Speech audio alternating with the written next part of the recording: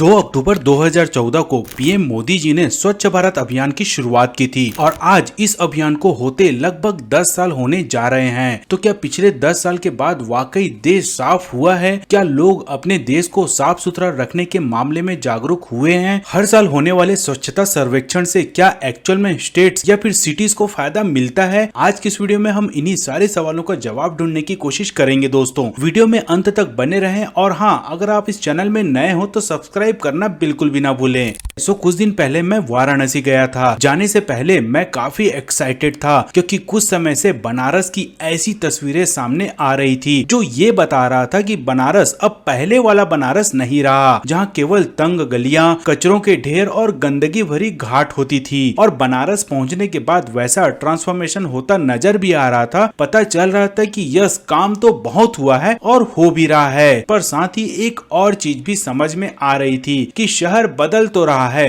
पर शायद लोग अभी भी नहीं बदले हैं। जगह जगह पान और गुटखा की पिचकारी, इधर उधर फेंके गए प्लास्टिक रैपर्स और बॉटल्स मानो ये बोल रहे हैं कि भाई तुम्हें जितना डेवलपमेंट करना है कर लो, जितनी सफाई करनी है कर लो, लेकिन हम तो नहीं सुधरने वाले। गंदगी फैलाना तो हमारा राइट्स है और उसे साफ करना तुम्हारा। और इसी इरिटेशन में जब मैंने ये बोल दिया कि यार ये शहर तो हमारे शहर से भी ज्यादा गंदा निकला, तो मेरे एक रिलेटिव जो अक्सर वाराणसी आते रहते हैं उन्होंने बोला कि एक्चुअल में कुछ सालों से वाराणसी साफ हुआ है, क्योंकि पहले तो मामला कुछ और ही ज्यादा खराब था। वैसे भले ही ये छोटा सा डिस्कशन केवल वाराणसी के ऊपर ही था, पर एक्चुअली में ये इंडिकेट करता है पूरे इंडिया को। क्योंकि आज भले ही हम इंडिया में सिविक सेंस की बातें करते हैं, इंडिया की गंदगी के बारे में बातें करते हैं, जो कि सही भी है, मैं इसे बिल्कुल भी डिनाइड नहीं करूंगा, पर हमें इस बात को भी एक्सेप्ट करना पड़ेगा कि धीरे धीरे ही सही कुछ चेंजेस तो आया है। फिर चाहे हम शहर में रहने वालों की बातें करें या फिर शहर को चलाने वालों की, और ये सब एक्चुअल में हो रहा है स्वच्छ भारत मिशन के कारण ही। 2014 में मोदी जी ने स्वच्छ भारत अभियान की शुरुआत की थी, तब बहुत से लोगों का यही कहना था कि इन सब का कोई फायदा नहीं है, इंडिया और इंडिया के लोग कभी भी नहीं सुधरने वाले।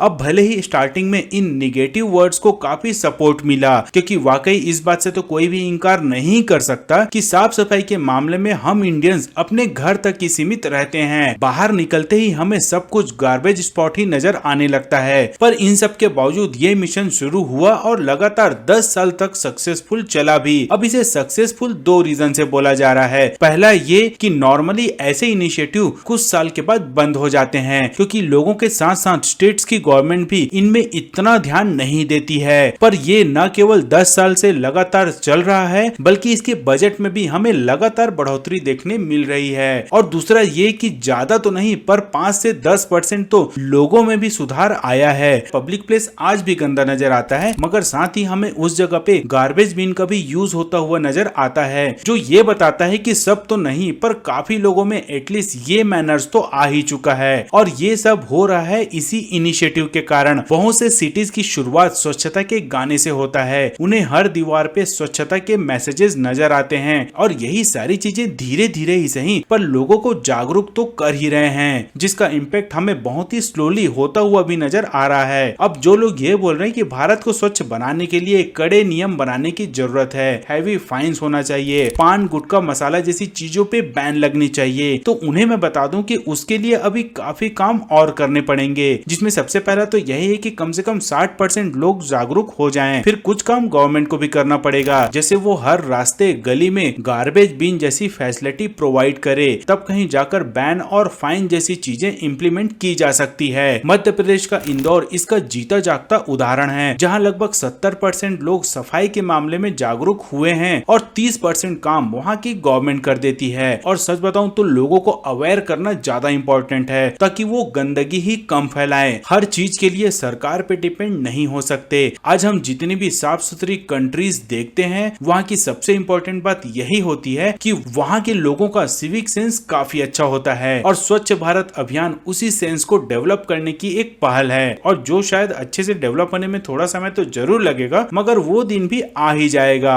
एक समय था जब पहले रेलवे स्टेशन और इवन ट्रेन में भी लोग बेझिझक सिगरेट या बीड़ी पीते थे, पर सरकार द्वारा लगातार चलाए गए अभियान और फिर उसके बाद बनाए गए कड़े नियम के बाद आज हमें ऐसी घटना छिटपुट ही देखने मिलती है। सो ओवरऑल कहने का मतलब यही है कि स्वच्छ भारत अभियान जैसे प्रोग्राम ना तो अब तक व्यर्थ गया और ना ही जाएगा। हो सकता है आने वाले 10 साल के बाद हमें इसका एक बेहतरीन रिजल्ट देखने मिले। वैसे आप भी इस टॉपिक पे अपना विचार हमारे साथ शेयर कर सकते हैं। आपको क्या लगता है कि इस मिशन से हमें कोई फायदा हो रहा है या फिर ये जस्ट एक वेस्ट ऑफ मनी है? तो फिलहाल आज के लिए बस इतना ही दोस्तों, मिलते हैं जल्द ही ऐसे किसी वीडियो के साथ। तब तक के लिए tata bye bye and take care.